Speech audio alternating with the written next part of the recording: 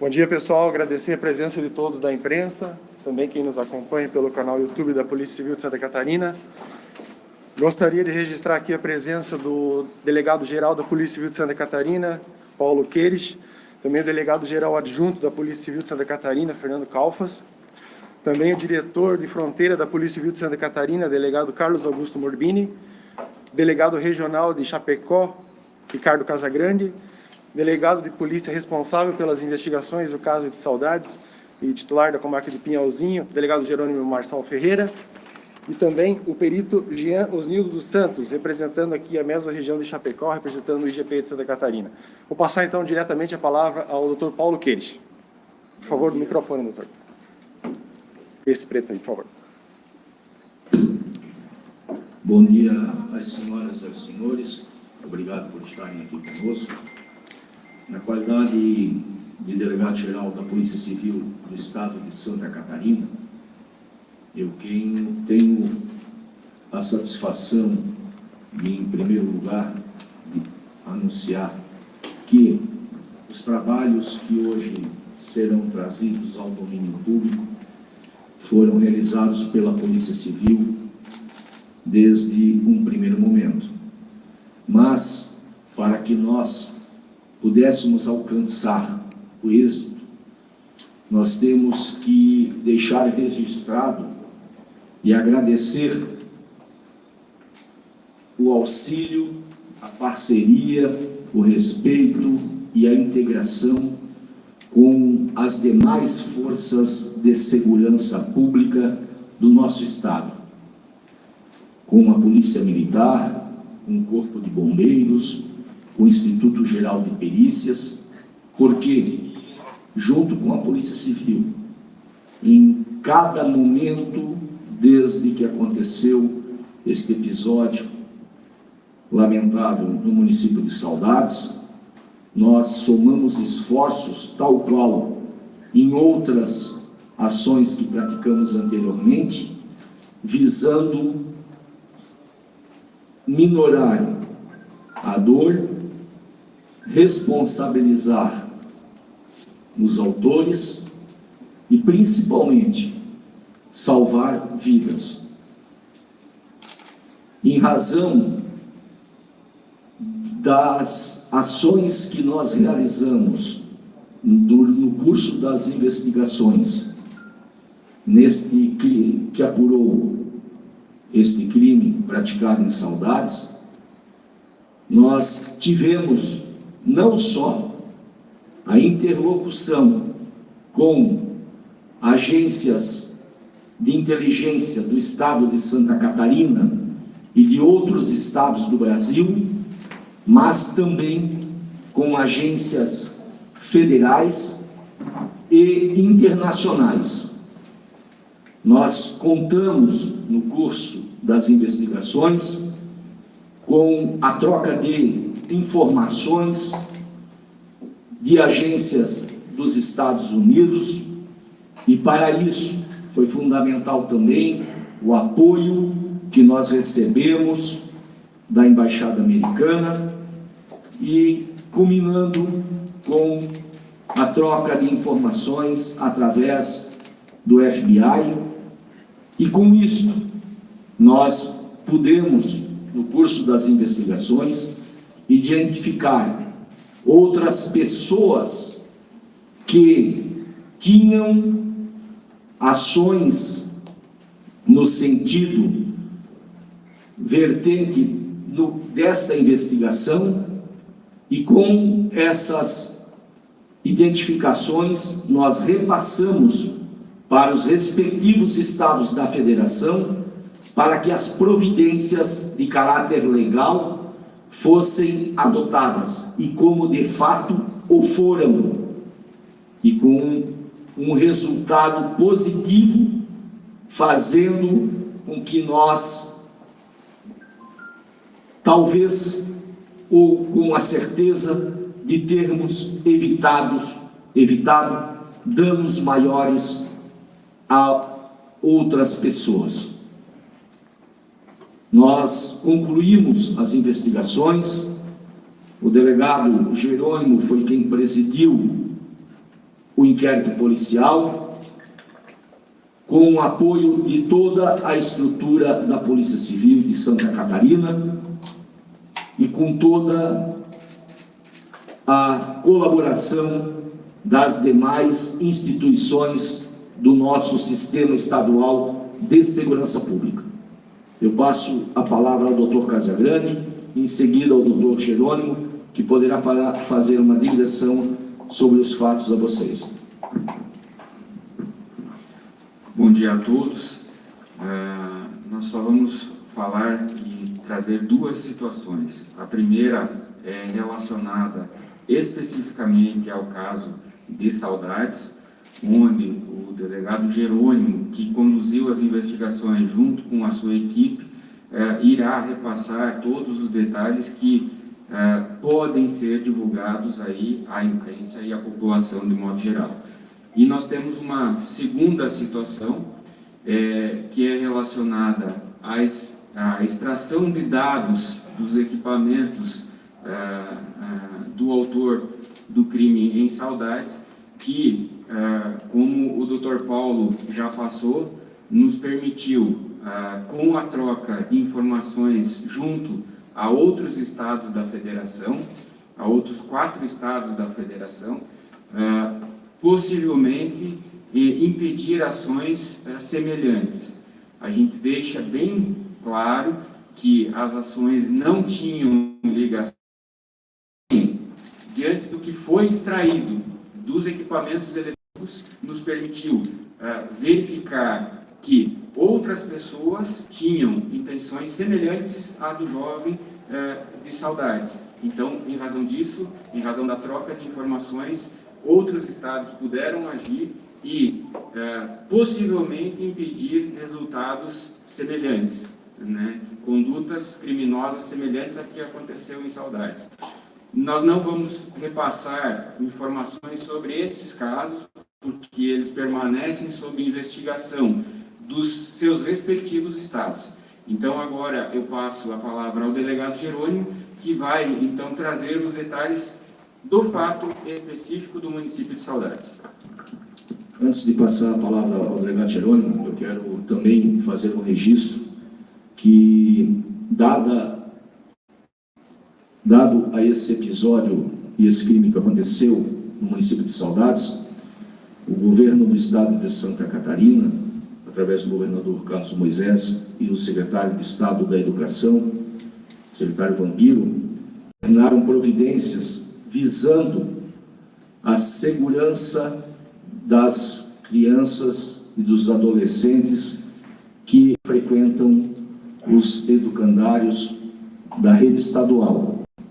Para tanto, não só terão a segurança de caráter de inteligência ou remota, mas também a Secretaria de Estado da Educação estará implementando segurança orgânica em todas as 1.064 escolas ou estabelecimentos educandários do Estado, visando com isso a segurança dos alunos. Eu passo a palavra ao delegado Jerônimo.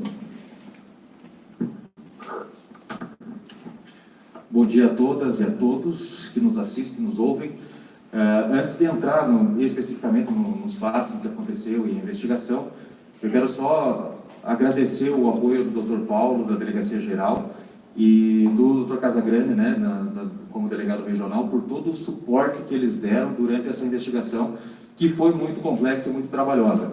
Agradecer o empenho dos policiais civis, dos investigadores que trabalharam no caso com muito afinco, com muita seriedade, comprometimento.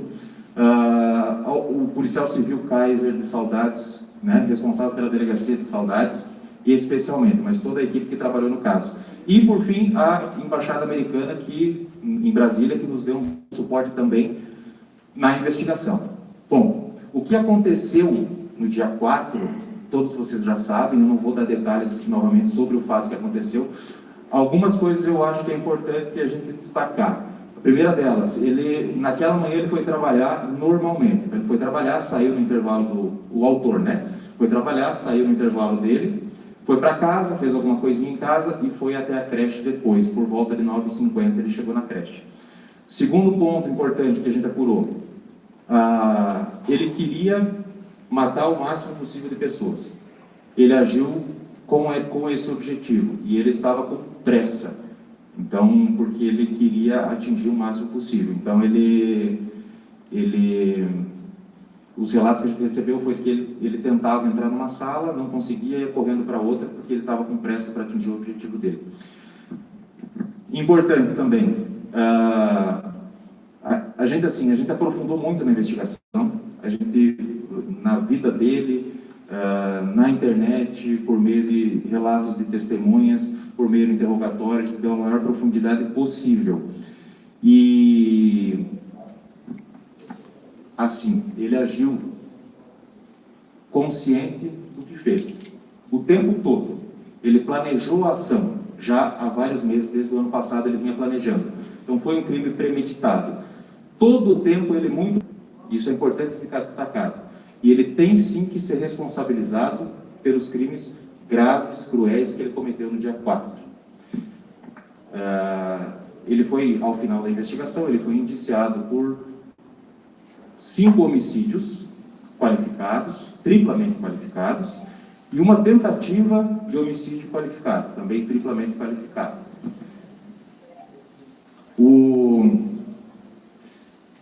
Importante, ele agiu sozinho, certo? Como eu disse, a gente deu profundidade com o apoio de muita gente nessa investigação e não há qualquer indicativo de que alguém tenha o auxiliado. Nada nesse sentido. Então, ele agiu sozinho o tempo todo. Pessoal, estamos abertos a perguntas agora. Por favor, um de cada vez, se anuncie o veículo e pode fazer a pergunta. Posso começar? Pode. Doutor, bom dia a todos. Bom dia. William Ricardo, repórter do ND+. No primeiro depoimento, o que ele disse para vocês no hospital ainda? Bom dia. Eu prefiro assim, né, com todo respeito, eu sei que vocês têm essa curiosidade, mas o que eu trago para vocês, eu trago como um resultado da investigação. Eu não quero dar detalhes do que ele falou, porque isso acaba expondo outras pessoas, acaba expondo algumas informações sensíveis da investigação, e também porque eu não quero dar mídia para esse rapaz, que ele não merece.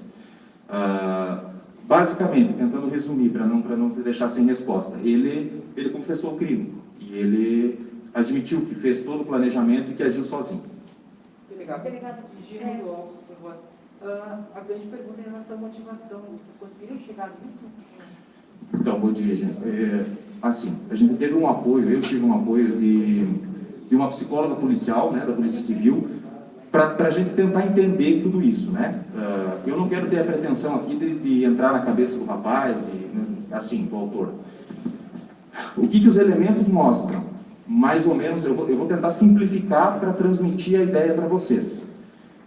Qualquer listagem assim, de eventos e tal é uma simplificação, mas eu vou tentar para poder transmitir e não deixar a população sem resposta. Ele era uma pessoa muito isolada e ele tinha essa dificuldade de relacionamento, certo? Mas assim, num nível muito acima do normal. Tem muita gente que é fechada, tem muita gente que tem essa dificuldade de relacionamento, mas ele era mais. E a ponto, vou dar 2 exemplos. A família se reunia para jantar, ele não jantava com a família, ele pegava o prato dele e ia para o quarto. Outro exemplo, ele precisava comprar uma roupa, ele pedia para a mãe dele comprar roupa. Então era num nível muito, muito alto. E aí nos últimos tempos ele foi se isolando cada vez mais no mundo dele, se isolando do nosso mundo. E ele entrou num mundo em que ele começou a ter contato com muito material violento, com muitas ideias violentas, e com pessoas que pensavam parecido com ele, né? Com pensamentos ruins, sentimentos ruins. E ele começou a alimentar esse ódio dentro dele nos últimos meses, ao ponto dele resolver descarregar tudo isso em alguém, na população em geral. Ele não tinha um ódio contra um grupo específico, sabe? Contra alguém especificamente. Ele criou esse ódio generalizado. E a intenção dele, no primeiro momento, quando ele começou a querer executar todos esses pensamentos, exteriorizar tudo isso, foi contra pessoas que tinham um certo convívio com ele, certo? Na escola e tal. Esse era o objetivo principal dele no início. Ele tentou adquirir arma de fogo de várias formas, em várias oportunidades, e não conseguiu. Como ele não conseguiu, ele achou que ele não daria conta de enfrentar esses rapazes ali com uma arma branca. E isso mostra que então, o ato dele, por si só, o que ele fez já seria covarde, porque foi contra crianças e contra mulheres ali que não tinham condições de se defender.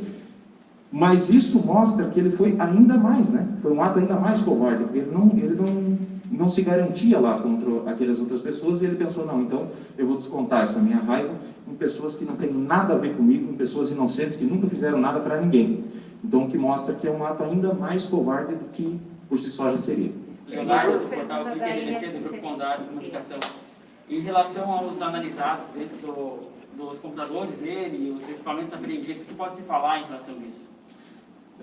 O que eu posso dizer é isso, que ele tinha acesso a muito conteúdo inapropriado.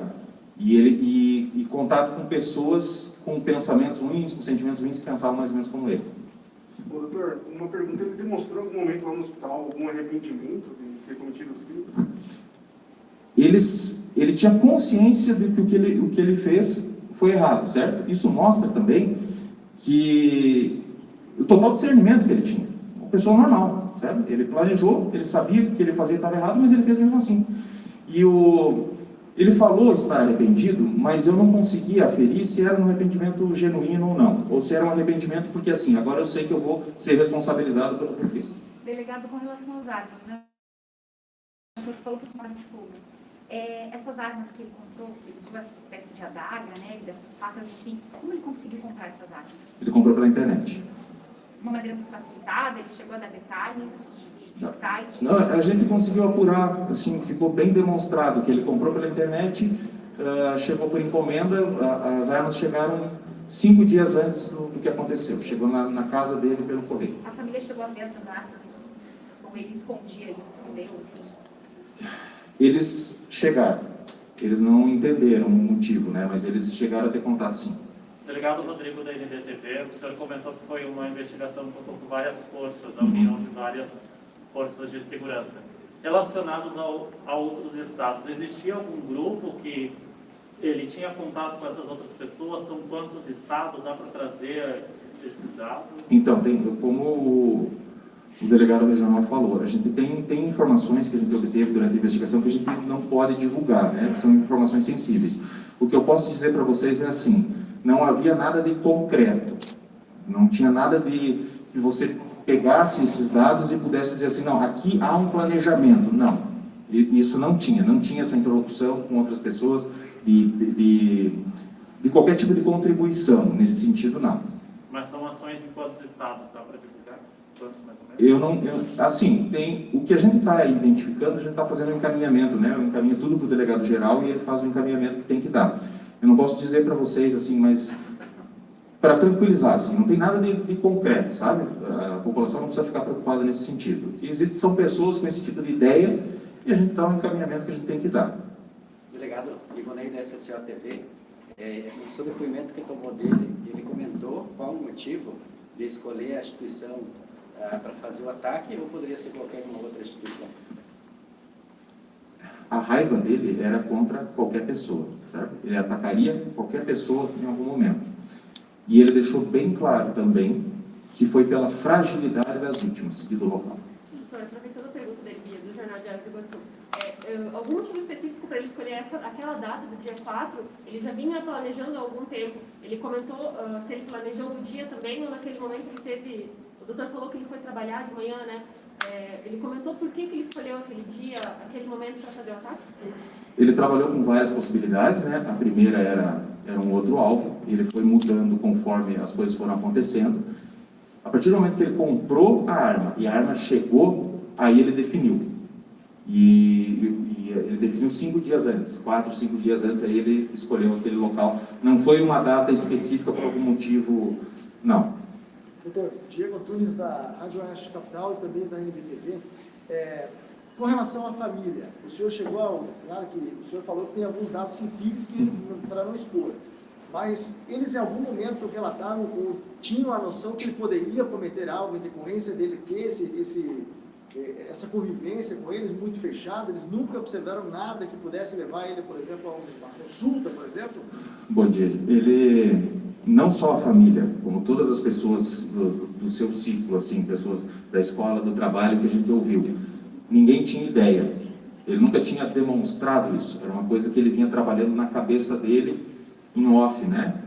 No isolamento dele. Ele nunca exteriorizou, então ninguém tinha ideia do que poderia acontecer. Delegado Franciele, do canal Ideal, o que acontece a partir de agora? Então, ele permanece preso mesmo até o julgamento?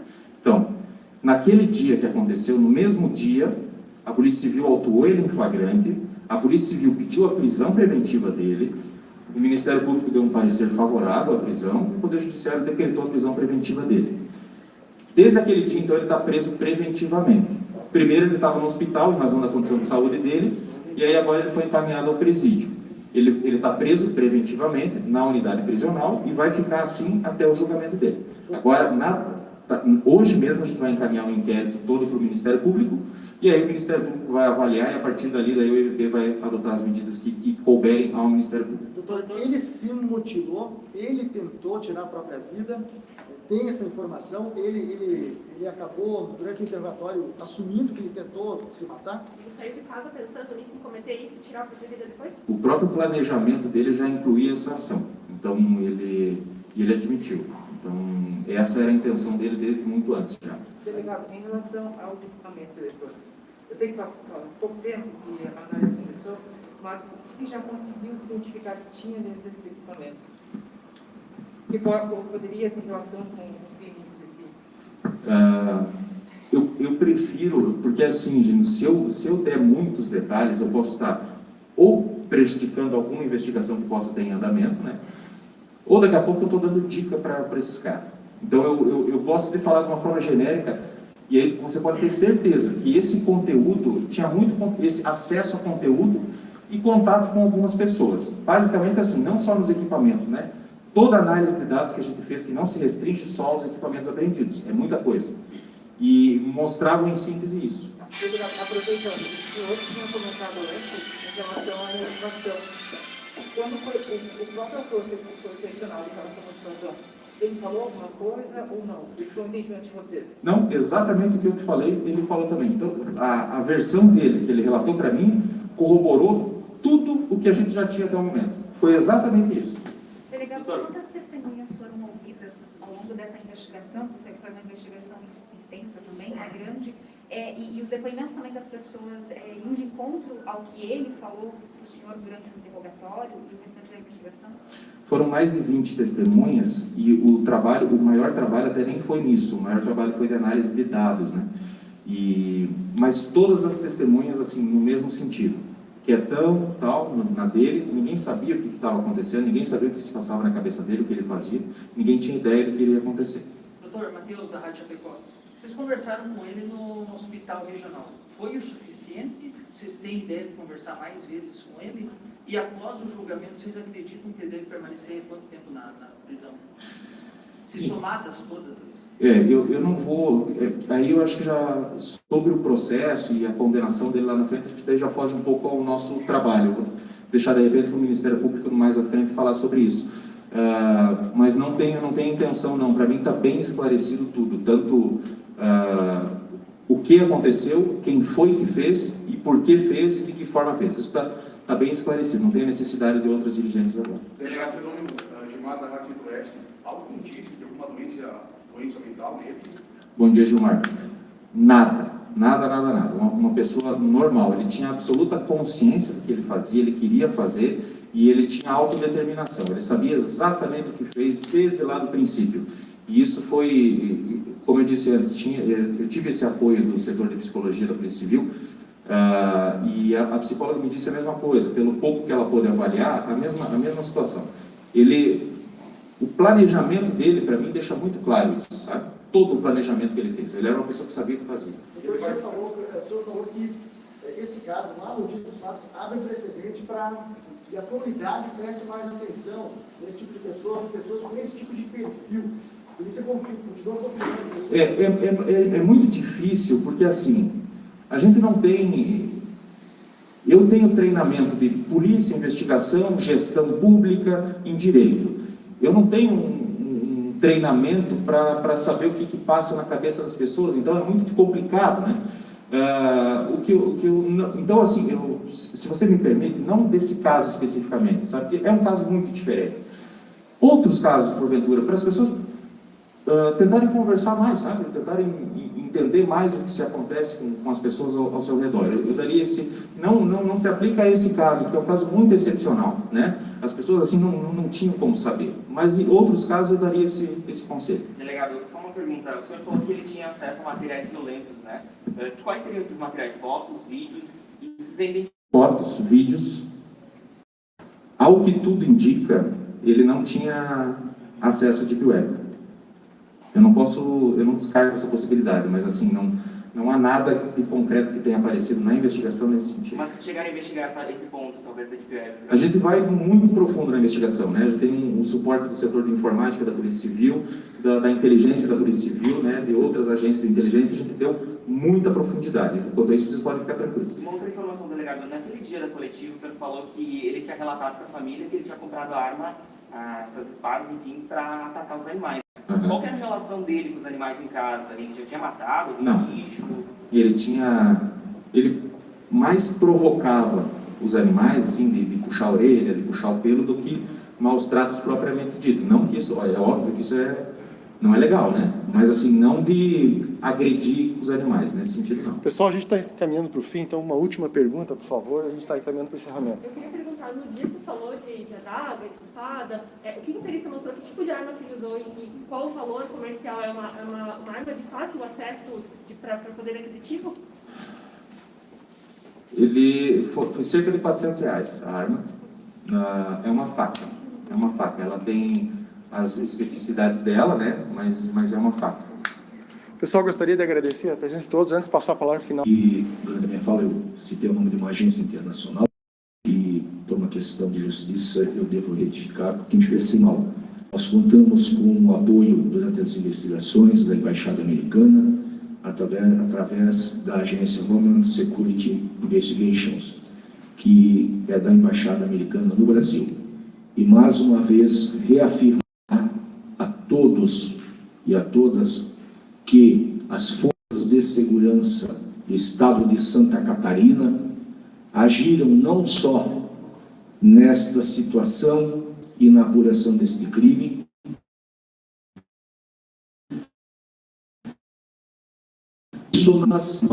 mais uma vez, dizer que, dada a preocupação do governo do estado de Santa Catarina, nós mobilizamos todas as estruturas da educação, como já anunciado esta semana, estará implementando, além da segurança eletrônica, segurança orgânica nos 1.064 estabelecimentos de ensino do nosso estado, cumprindo uma determinação do governador Carlos Moisés e do secretário Vampiro da Educação. Muito obrigado. Pessoal, mais uma vez a entrevista... Esse contato com a FBI, desculpa interromper, mas é muito importante que o senhor fala disso e a gente precisa entender um pouco melhor. Por que foi feito esse contato com eles? Havia alguma possibilidade de um ataque planejado em outras cidades, por isso foi feito, ou mandando... Não, o que tem são ações de inteligência que nós, órgãos de segurança pública, diariamente trocamos informações com outras agências e no decorrer do serviço e pelas peculiaridades que se apresentam, nós recorremos a todos os recursos que nos são disponíveis. E isso faz com que, em determinado momento, nós busquemos auxílio em agências internacionais. Pessoal, muito obrigado. Eu agradeço mais uma vez a presença de todos. Essa entrevista, então, está encerrada.